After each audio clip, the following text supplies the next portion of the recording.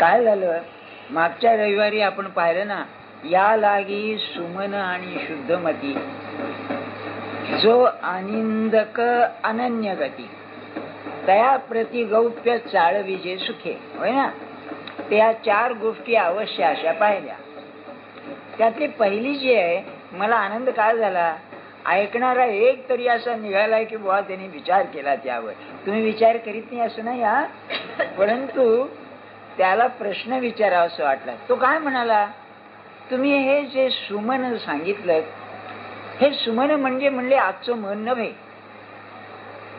बरोबर आहे त्याचं म्हणणं की या मनाचं रूपांतर केल्याशिवाय सुमन होणार नाही. आणि गंमत अशी आहे, सु शब्दाचा अर्थ जाईचं फूल असा आहे. सुमन म्हणजे फूल असा आहे ना अर्थ, तर सु म्हणजे जाईचं फूल. तर आजचं मन निवडुंगाच्या फुलासारखं आहे की काय, कोणा शोभ असं माहिती नाही. ते जाईच्या फुलासारखे किती नाजूक असतं, किती सुरेख त्याचा वास असतो. म्हणजे मनामध्ये क्रांती व्हायला पाहिजे, त्याशिवाय नाही. बरं का, याच्यावरून एक मला आठवलं, जरा हे माझं व्यक्तिगत आहे पण ऐकून ठेवा, त्याचा संबंध या विषयाशी आहे. म्हणून 1947-48 साल असेल, 48 असा बहुतेक, या म्युझियमच्या शेजारी एक चेतना नावाचं रेस्टॉरंट आहे. चेतनाचं ना, त्याचं नाव चेतनाच नावाचं रेस्टॉरंट आहे. तिथे बघा भारी कृष्णमूर्तीचे पुस्तकं वगैरे विकतात. तर माझे सहकारी एक डॉक्टर दळवी म्हणून होते. बरं का, ते फार थोर होते. लंडन इकॉनॉमिक्स मध्ये ते हे झालेले होते, तिथले BSc. तर ते होते रॅडिकल ह्युमॅनिस्ट.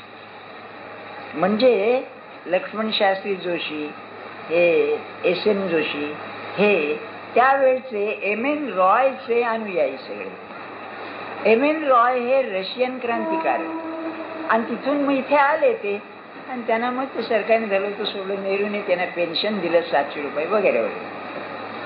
तर ते त्यांचे गुरु दळवीन या लोकांचे. तेव्हा त्या दळवींचं माझ्याशी नेहमी वाद व्हायचा. मनुष्य अतिशय हुशार आणि अभ्यासू, इंडियन फिलॉसॉफीचं फारसं ज्ञान नाही, पण विचारवंत मोठा दळवी हा. सांगायची गंमत पुढे आपल्याला. तेव्हा त्यांनी त्यांचे कान भरले MN रॉयचे. फुकट नसतं रचना बघा, बरं का. त्याने आम्हाला बोलावलं.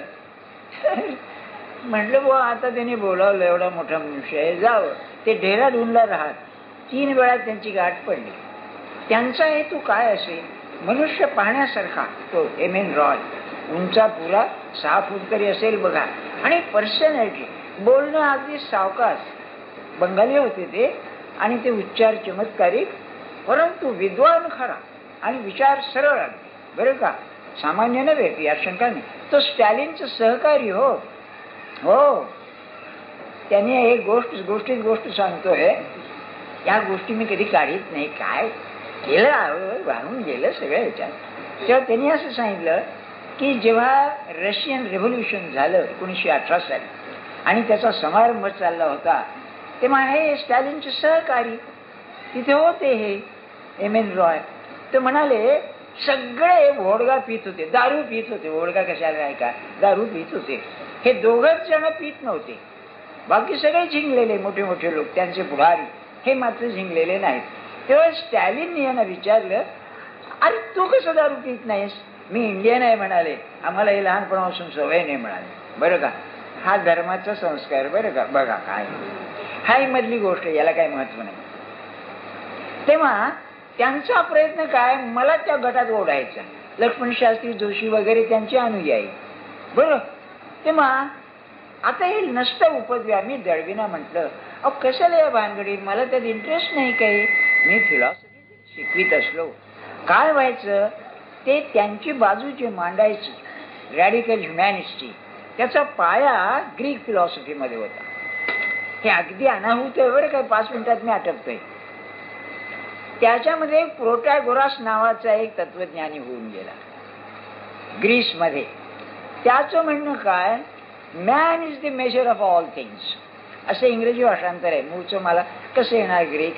Man is the measure of all things. म्हणजे माणसाला जे वाटतंय ते खरं.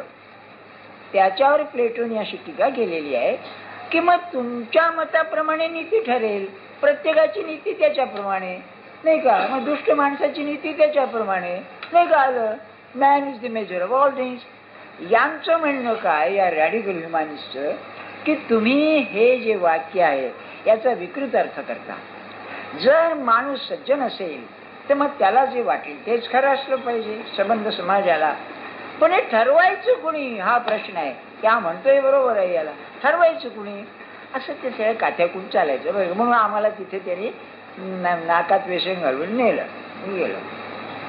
काय झालं ते काय म्हणायचे, या सुमनाशी संबंध आहे त्याचा, की तो जो म्हणाला की हे मन बदललं पाहिजे, म्हणजे मनात क्रांती झाली पाहिजे तरच परमार्थ आहे. हे ध्यानात ठेवा. आपण हा विषय आहे की 8 अध्याय बुद्धीचं सगळं नाटकं झाली. हा प्रश्न विचार, तो प्रश्न विचार, योगाचं सांग. आता प्रश्न श्रद्धेचा आलेला आहे आणि ते श्रद्धेला महत्व जीवनात काय आहे हे सांगण्याकरता सगळं ज्ञानेश्वर महाराज करतात बरं. कारण पुढचा श्लोकच आहे, अश्रद्धाना पुरुषा धर्मस्यास्य परंतप. अरे अर्जुना, हे लोक श्रद्धाहीन आहेत म्हणून त्यांना हे साधत नाही. तर आता पर्यवसान श्रद्धेमध्ये आहे म्हणून सांगायचं. तेव्हा पुढे काय झालं, ते सारखं म्हणायचे. मी काय म्हणे की एक लेनिनचा सहकारी ट्रॉट्स्की म्हणून होता, मला ते नाव आठवत नाही आणि काढून दिलं हो, मला नाव आठवेना. त्याचं रशियन रेव्होल्युशन नावाचं पुस्तक आहे, बडं मोठं पुस्तक आहे. त्याला स्टॅलिनने शेवटी मारून टाकला. तो गेला पळून, मेक्सिकोमध्ये होता. तिथे सकाळी वर्तमानपत्र वाचित होता, तेव्हा एक वर्तमानपत्राचा हा रिप्रेझेंटेटिव्ह आला आणि त्यांनी कुऱ्हाडी त्याच्या डोक्यात मारली. त्याने त्याला धरला लगे, पण मेल असतो त्यामुळे बरं का. ही नीती निराळीच आहे रेव्होल्युशनची बरं का. आणि कदाचित हिंदुस्थानात येईल का कोणा ठोकाची परिस्थिती आहे. असो, सांगण्याचं हेतू काय, तर त्याच्यामध्ये जेव्हा क्रांतीचं वर्णन आहे तेव्हा ही क्रांती सगळी बाहेरची आहे. त्यात त्यांनी फरक केला आहे, एक क्रमिक क्रांती आणि एकदम होणारी बरं का. Sudden revolution and a progressive revolution. गोष्ट खरी आहे. आपल्याकडे नाही का क्रमयोग, हळूहळू होणारा आणि एकदम झाडाला झोपणारा, हे आहेच आपल्याकडे. तेव्हा मी काय म्हणे एम एन रॉय ना, तुम्ही हे म्हणता बरोबर आहे, समाजात क्रांती केली तुम्ही, माणूस सुधारला का. तेव्हा लगेच म्हणायचे व्हॉट इज मॅन. सांगितलं ना, ती विद्वान म्हणून इंडियन फिलॉसॉफी उत्तम ज्ञान होतं, त्यांना संस्कृत येत होतं नाही, मला कल्पना नाही, येत असलं बरोबर, पण ज्ञान चांगलं. तेव्हा ते म्हटलं व्हॉट इज मॅन. तर मी म्हटलं माणूस हा देहाला पुरवून उरणार आहे. How do say that. तुम्ही असं कसं म्हणता. तर म्हटलं तुमची जी मतं आहेत, तुमचं जे ज्ञान आहे, हे देह थकल्यानंतर कुठे जातं. देहच जर सर्वस्व असेल, माणूस म्हणजे देहच, तर मग ते काय होतं, माणसाचं ते ज्ञान लटपटतं म्हणलं. हा, मग मी काय म्हणे, शंकराचार्यांचं जर मूळ असेल पाया, तर अवस्था त्रयाचं विवरण आहे.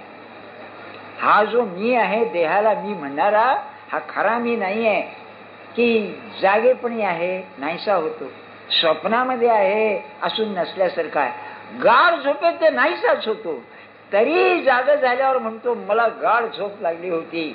तेव्हा याचा अर्थ असा की गाढ झोपेमध्ये मी, हा जो मी आहे हा नसून निराळा मी कोणीतरी सुख भोगणारा आहे. ते फार विचारी होता मनुष्यत्व हे मिळणार. ते म्हणाले वा, याला उलट काय उत्तर देता येत नाही. म्हणूनच म्हटलं खरी श्रद्धा असेल तर त्या मीची श्रद्धा आहे, कारण श्रद्धा ही सत्याची धारणा आहे, या देहावर श्रद्धा ठेवून चालत नाही. म्हणून बाहेरची कितीही क्रांती केली तरी समाजात क्रांती होणार नाही. त्याने की नाही 2-3 महिने 3 गाठी झाल्या, जाऊ दे म्हणाले, तुम्ही म्हणले माझं ऐकतच नाही, माफ करा म्हणलं. बा आपण थोर आहात, मी तुमचं ऐकावं असं नियम काय आहे. मी असंच म्हणलं त्यांना, तुमचं ऐकावं असं नियम काय आहे. मी म्हटलं बरं का, पण त्यांनी मला वाईट वागवलं नाही. हा सांगतो तुम्हाला, म्हणजे माझ्या बोलण्याला योग्य तो मान दिला त्यांनी. हे मी आपल्याला का सांगतोय की ज्ञानेश्वर महाराजांनी मनाची क्रांती व्हायला पाहिजे सांगितलंय ना. ते अतिशय मार्मिक आहे. बाहेरून कितीही बनरा, गरीबाचे श्रीमंत व्हा, आड्याण्याचे विद्वान व्हा, साध्या माणसाचे कलावंत व्हा, किंवा एखादा मामूली मनुष्य पंतप्रधान व्हा, क्रांती नाही. कृष्णमूर्तींचं वाक्य फार बरोबर आहे. The only revolution is the inner revolution. आणि ते ज्ञानेश्वरी वाचून आपल्यात झालं पाहिजे. नाही तर काय फरक आहे सांगा. संबंध ज्ञानेश्वऱ्या पाठ केल्या, अरे क्रांती झाली का नाही, माझी वासना कमी झाली का नाही, माझा द्वेष कमी झाला का नाही, पैशाचा लोभ कमी झाला का नाही, माझा अभिमान कमी झाला का नाही, तर ते खरं आहे. याला उत्तम उपाय असेल तर गोष्ट सांगतोय, ऐकण्यासारखी फार. मन ताब्यात आलं पाहिजे, मन सुधारलं पाहिजे. नाही, क्रांती झाली पाहिजे. मनाला उन्मन केलं पाहिजे. ते मन ते नव्हे असं झालं पाहिजे. मी सांगितलं ना, त्या डॉक्टरची गोष्ट नाही, यामध्येच निघाली गोष्ट. तो बंगाली डॉक्टर होता, 30-40,000 प्रॅक्टिस त्याची, पण तो वैष्णव झाला, रामानुजपंथी, आणि प्रॅक्टिस सोडली सगळी. किती गरीब कुटुंब त्याच्यावर अवलंबून. C.R. दास सारखा मनुष्य. एक मनुष्य त्याला भेटायला आला, पेशंट. हा ते मंदिर बांधत असताना दारातच उभा होता. तो आमचा डॉक्टर कुठे आहे म्हणाला. त्यालाच विचारलं बरं का, पिवळी वस्त्र घातलेलं. तो डॉक्टर मेला म्हणाले. अरे लोकांनी सांगितलं म्हणले तो मेला म्हणाले.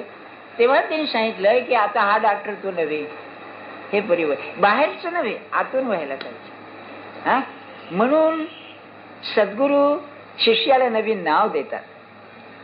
जसं या बायकांना कळत नाही बरं का. कारण म्हणतोय मी, काल एक बाई आली, तर नवरा तिचं नाव बदलायला म्हणतोय, माझं नाव नाही बदलायचं म्हणून. आता काय झालं, लग्न झालं म्हणजे नवीन जीवन आहे ना, बदलावं असं माझं म्हणणं नाही बरं का. जसं अलीकडे नवऱ्याला अरे तुरे म्हणतात तसं चालेल की बदलू नका, पण बदलायला निघाला एखादा तर गैर काय आहे. आता हे नवीन जीवन आहे, वैवाहिक जीवन हे अत्यंत नवीन आहे, काय त्यात गैर आहे नाही का. आणि नाही तर नावं काय, बिट्ट्या गोट्या आंब्या हे नावं असतात, त्यापैकी बदललं काय पाहिजे नाही का. तर त्याची एक गंमत सांगतो, मनाला बदलायला कसं करावं. मन मोठं हट्टी आहे.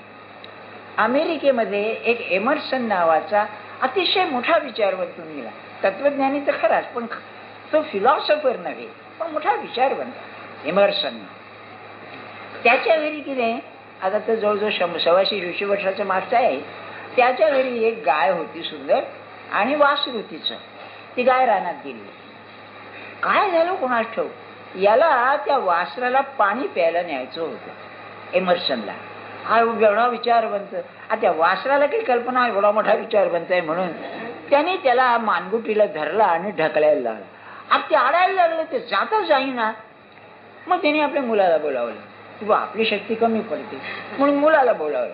ते दोघांनी त्याला ढकलण्याचा प्रयत्न केला. ते जाम काही वासरू हाले ना बरं का. एवढ्यात त्यांच्याकडे आयरिश नर्स होती. त्या काळी इथं आयर्लंड मधून गेलेले आयरिश, केरळातले लोक येतात नाही इथे नर्सेस व्हायला, त्याच्यापैकी आयरिश नर्स होती. म्हणजे अरे तुम्ही दोघं का खटपट करता, थांबा बरं का. तिने काय केलं, आपला अंगठा त्याच्या तोंडात दिला. खरं वाटेल तुम्हाला, त्याच्या तोंडात दिला, आणि चल म्हणल्याबरोबर ते अंगठा चुकीत त्याच्या मागे गेलं. तो एमर्सन म्हणला, आमचं ज्ञान काय म्हणलं व्यवसाय बघा म्हणला. माझं तुम्हाला काय म्हणणं आहे, हे मन असं आहे ना वासरासारखं, नामाचा अंगठा द्या त्याच्या तोंडामध्ये की चाललं ते. लहान पोरे चुकतात की नाही, काय रमतात बघा.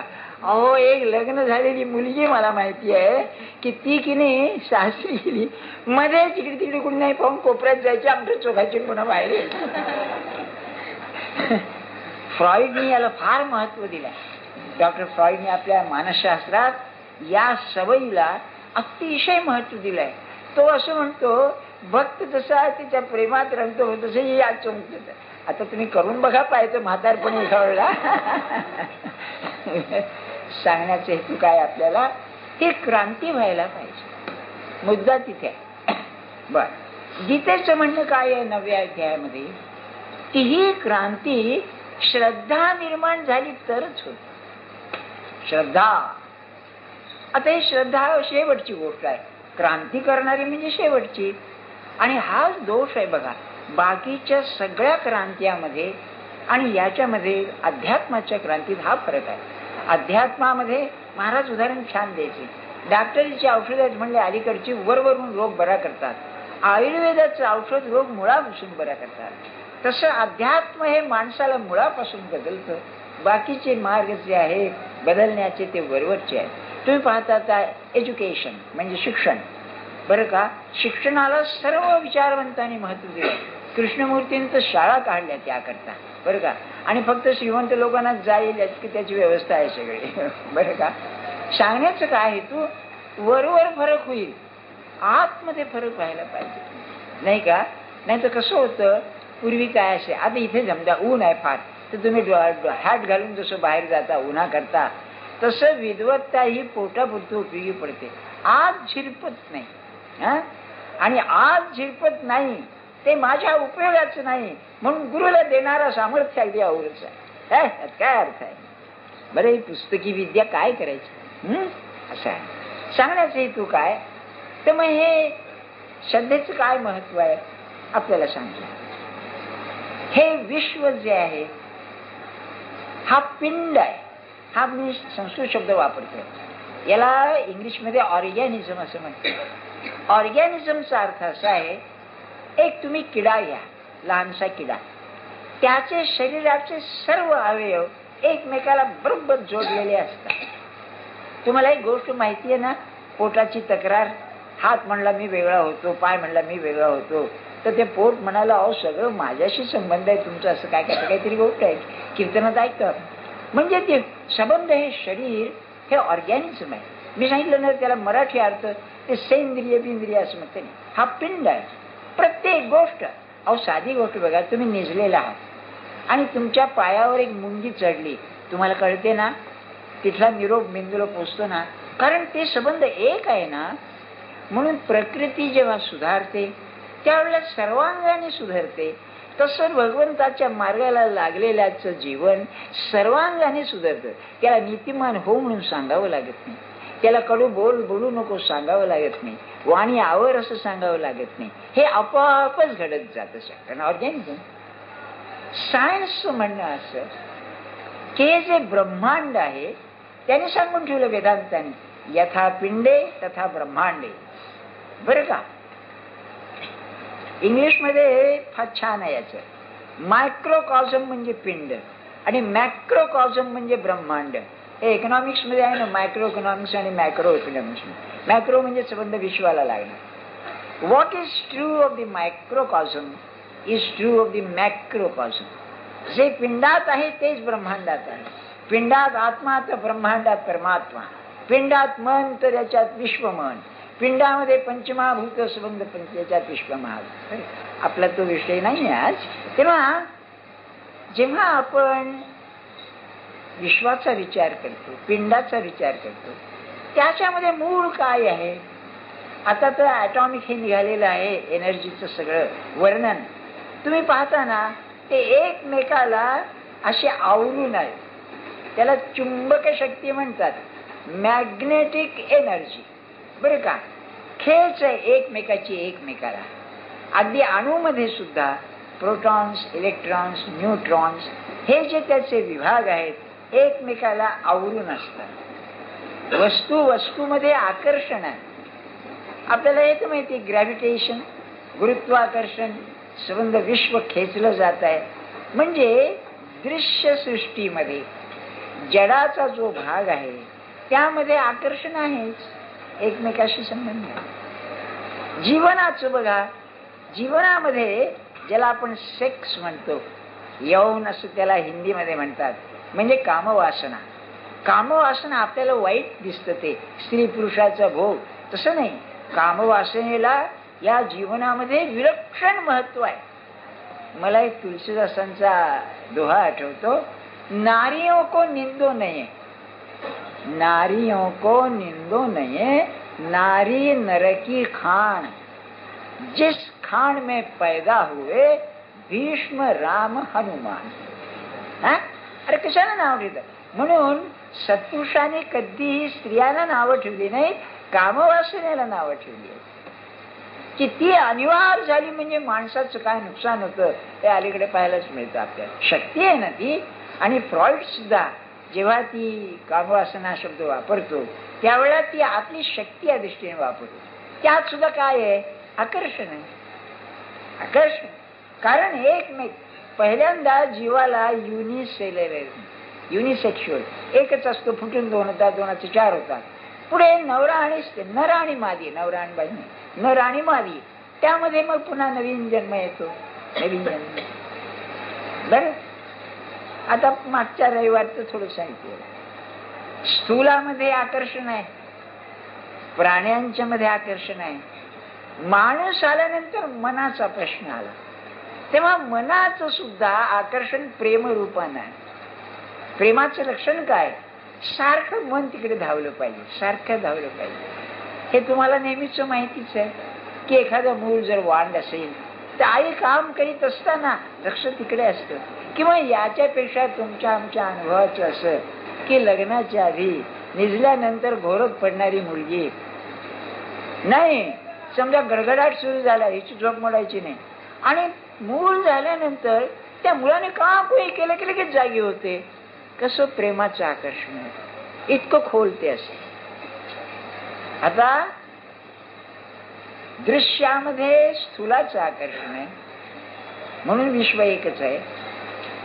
नंतर सजीवामध्ये लिंगाचं आकर्षण आहे म्हणून आहे. माणसामध्ये मनाचं प्रेमाचं आकर्षण आहे म्हणून एक आहे. या सगळ्याला खंडितपणा आहे. जर डायव्होर्स घेतला तर मुलगी नवीन लग्न करील, मुलगा नवीन लग्न करील, किंवा मुलगा दुसरं लग्न करेल, बायको मेली तर त्या प्रेमाला सातत्य नाही, कायमच हे नाही. त्याच्या पलीकडे श्रद्धा आहे. प्रेमाच्याही पलीकडे श्रद्धेला दुसरी बाजूच नाही. श्रद्धा ठेवली की ठेवली बास, हा परमार्थाचा प्राण आहे. आणि ते भगवंताला सांगायचं 9व्या अध्यायात.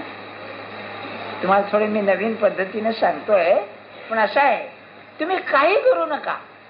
काही म्हणजे देवाला जाऊ नका, देव मानू नका, इतकं मी म्हणेन. कशाला देव मानताय?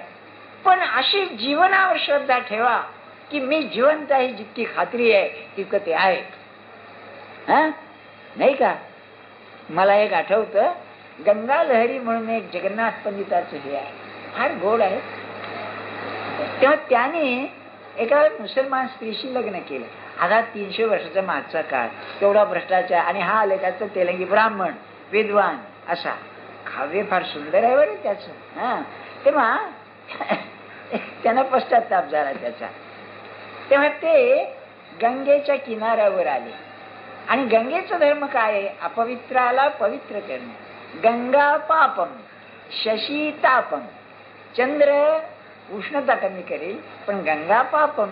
तेव्हा ते आले आणि गंगेला त्यांनी प्रार्थना केलेली आहे बरं का, की आता मी हा असा आहे, तुझ्याशिवाय मला कोण पावन करेल. त्यात ते काय म्हणतायत की गंगा माझ्या उशाशी असल्यानंतर मला म्हणाले पापाचं भय कसलं आलेलं आहे बरं का. ही श्रद्धा. आणि सध्याच्या युगाचा जर मोठा दोष असेल बुद्धीने निर्माण केला, जी अशी श्रद्धा जीवनाला सुखी करीत होती ती मुळातून काढली आणि नवीन काही घातले.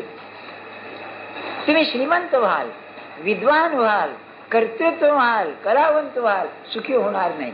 याच्या उलट साधा शेतकरी, मला नाही माहिती काय आहे, पाऊस पडला तर जगायचं, अशा याच्यात सुद्धा निश्चिंत असतो. अरे दिल म्हणले तू काय करतो. ही श्रद्धा. तेव्हा ती श्रद्धा परमार्थाचा प्राण आहे. मी सांगितलं तो कुठे जाणार नाही, येणार नाही, काही नाही, तो आहे. तो आहे म्हणजे किती आहे, शेवटी माझं अस्तित्व त्याच्यामध्ये विलीन होऊन जातं इतकं तो आहे. कुठेतरी श्रद्धा ठेवायला शिका. स्वतःवरती का असे ना, पण ती पाहिजे. नाही मी करणार. किंबहुना देहबुद्धीमध्ये ही श्रद्धा ज्याच्यामध्ये तो मोठा कर्तृत्ववान पुरुष असतो बरं का. अहो समर्थानी कर्म असतं ना, त्यात कर्माचं वर्णन करताना रेखा पुसवून जाते, हे तो प्रत्यक्ष अनुभवास येते. रेखा म्हणजे कपाळावर लिहिलेलं. तुझ्या नशिबात विद्या नाही, नाही म्हणजे कशी, मी करणार. याला एक उत्तम उदाहरण मला पडतं ते सांगतो. कोल्हापूरला लक्ष्मीबाई जाधव म्हणून बाई होत्या. त्यांना आवाज नाही म्हणजे नाहीच, बरं का. असा 12 वर्ष त्यांनी स्वराची साधना केली आणि मग लोक ऐकायला यायला लागले. कसं आहे बघा. म्हणून मला नेहमी वाटतं परमार्थ आणि संगीताची आराधना असेल जवळजवळ आहेत, फार बरं का. हो, काय हे आहे मला सांगा. आपलं काय होतं, एक रोज तासभर मोठ्या मुश्किलीने जप केला. 2 वर्ष झाल्यानंतर काय अजून काय होत नाही. कसं काय व्हायचं मला सांगा की नाही. जन्म दिला तुला, जन्म दिला. महाराजांचं वाक्य आहे. काय म्हणाले, एक जन्म वाया गेला. नाहीतरी म्हणले दिसतच काय होतंय, द्या ना आम्हाला, बघा ना, माझी खात्री आहे म्हणाले, त्याला संग येणार नाही. तसं भगवंताचं आहे. ती श्रद्धा पाहिजे. आणि ती श्रद्धा सुमन या शब्दामध्ये आहे. बस श्रद्धा. म्हणून गीता सांगते श्रद्धावान लभते ज्ञान. याचं एक आणखी उत्तम उदाहरण सांगतो बरं का. सारा वेळ फार जातो, माझ्या गोष्टीमध्येच वेळ जातो, काय करावं. मानसशास्त्रामध्ये एक प्रायमल थेरपी नावाचं आहे. ॲरोमा थेरपी आहे ना. थेरपी म्हणजे चिकित्सा पद्धती, वासाची चिकित्सा पद्धती. ही अत्तर आहेत ना निर्नाळी, ही मनावर परिणाम करतात. बरोबर, खरं आहे. आता हिना म्हणजे हे तुमचे हाताला ते लावतात ना बायका, त्याच्या येते काय होतं मेहंदी. बरं का. एक शेर सांगू का गमतीचा, सहज आठवलं आपलं. आमचं की नाही कचरापट्टी आहे सगळी आतमध्ये बघा. असं आहे, एक मनुष्य एका बाईवरती प्रेम करीत होता. बरं का. पण ती काही याच्याकडे लक्ष देईना. काय करावं म्हणाला. बरं का. तर याने काय केलं, एक मेहंदीचं झाड होतं, त्या झाडाला पालन पोषण केलं. आता बाईच्या घरापाशी ठेवून दिलं. आता बाईच ते रोम मेहंदीची पाला घ्यायची आणि हाताला लावायची. ती हाताला लावायची, चेहऱ्याला लावायची. ते अलीकडे तो धंदा झाला बरं का त्या हातालेकडे. अहो एक बाई आली भेटायला, अरे म्हणलं घाण काय. अहो घाण नाही म्हणली, मेहंदी लावली म्हणले हाताला. माझ्या ध्यानात नाही आलं. काय करावं बा, दिसत नाही का किती घाण ते. मग मी विचारलं, म्हणजे जेवता बिवता ते चालतं म्हणाले, तेवढं पॉयझनिंग चालतं. सांगायचं हेतू असा, तेव्हा हा काय म्हणाला, माझं जे दुःख आहे बरं का, ते म्हणाले त्या मेहंदीमध्ये मी सोडून जाईल, त्या मेहंदीच्या पाल्यात. मग ती तो वाटून आपल्या हाताला लावेल आणि हाताला लावलं की हे दुःख तिला कळेल म्हणाली. काय कल्पना कवीची बरं का. बर्ग ही ना पाय लिखू, बर्ग ही ना म्हणजे मेहंदी, बर्ग म्हणजे पान. बर्ग ही ना पाय लिखू, दर्द दिल की बात. माझं जे दुःख आहे त्याच्या पानावर मी लिहीन. शायद कदाचित रफ्ता रफ्ता म्हणजे हळूहळू, शायद रफ्ता रफ्ता लगे दिल रुबा के हात. हातापर्यंत जाईल ना. गंमत म्हणून सांगितलं मला. सांगण्याचा हेतू काय माझा, तर हे मन बदलायला 2 मार्ग आहेत. एक चिकाटीनं सारखं त्याचं स्मरण ठेवून, यालाच नामस्मरण म्हणतात. नाही तर सज्जनाची संगत. सज्जनाच्या संगतीत काय असतं, आपण चोराजवळ बसलो तर चोरी करायची बुद्धी होते असं म्हणतात. तसं जो सज्जन आहे, जो खरा साधक आहे किंवा सत्पुरुष आहे, त्याचं मन एक हायर लेवल, वरच्या पातळीवर असतं.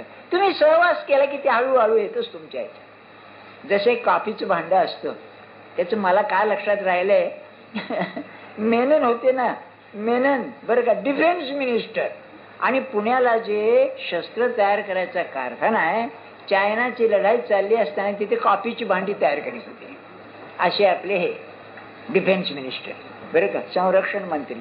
तर त्या